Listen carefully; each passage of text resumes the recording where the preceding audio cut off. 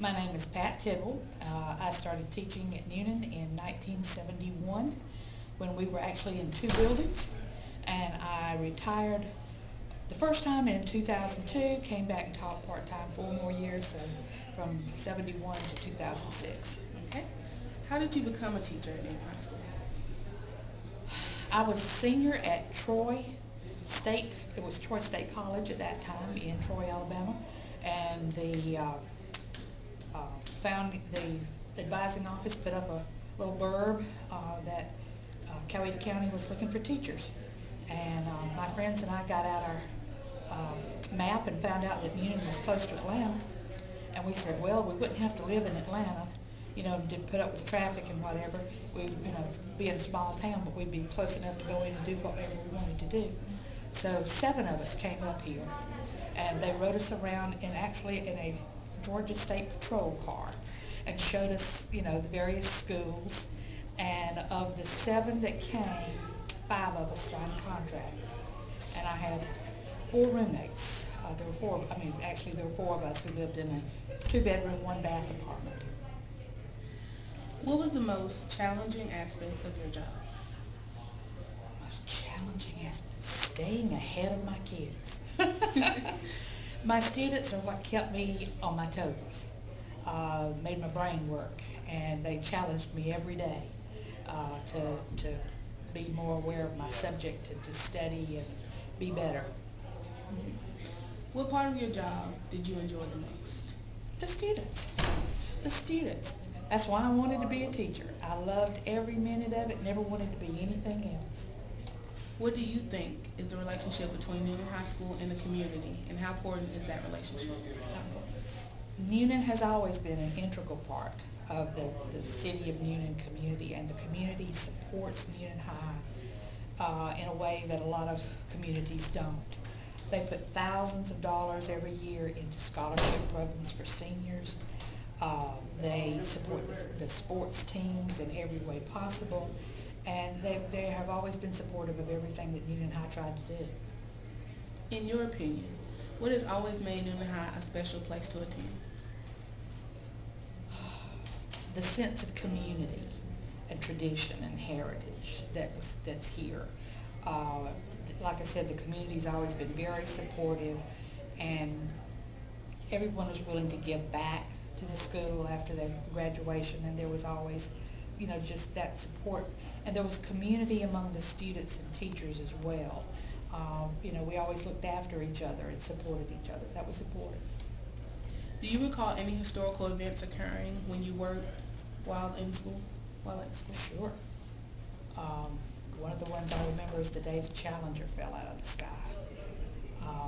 It was a teacher work day. I think it was a teacher work day, and because I remember my son was at his grandmother's, and we all stopped what we were doing and went to a television and just, you're dumbfounded. And then, of course, 9/11. It was like the world had ended that day. I remember telling my students that someone had stolen their... That is a good... Okay. Okay. What does Newnan High mean to you? Oh, wow. It means a group of people that I've sincerely enjoyed working with. Being retired now, that's the thing I miss. I miss the students because they kept me on my toes. And I miss the people I work with because there was genuinely a feeling of camaraderie among the faculty that, you're a family. And you look after each other, you share the good times and the bad times, and you support each other no matter if it's good or evil. And that's what I miss the most, is the people that I work with every day. I don't miss grading papers. I don't miss doing reports and all that kind of stuff. But I used to have my students go prepare. We participated in the State History Day competition. And for 12 years, I took students to Washington. That was my phone. I took students to Washington because every year, somebody would win state competition. And in fact, when we started out, we used to take busloads of them. And we raised the money. We sold candy. We did everything to raise the money to send the kids, you know. And many of them had never been out of Newnan and Coweta County. And our national legislators were always very willing to come out and talk to the students. Newt Gingrich would come out of locked budget meetings, and he sat down on the front steps of the Capitol and talked to my kids for 2 hours, you know, because he realized how important it was that they were going to be the, you know, the leaders of tomorrow and the voters of tomorrow. And he and Sam Nunn were always so willing, you know, to sit and talk to the kids and explain things to them. And the kids had experiences, you know, that they'll remember for the rest of their lives.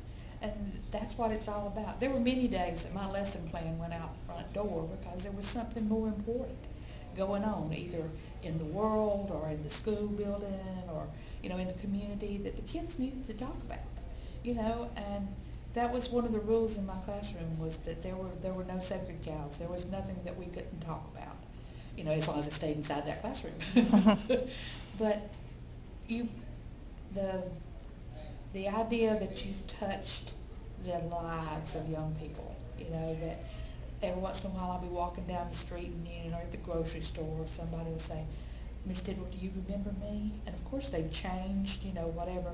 But once they identify themselves, I can usually tell you what row they sat in and what chair and who their friends were and that kind of thing, because that was what was important, that you're touching those lives every day.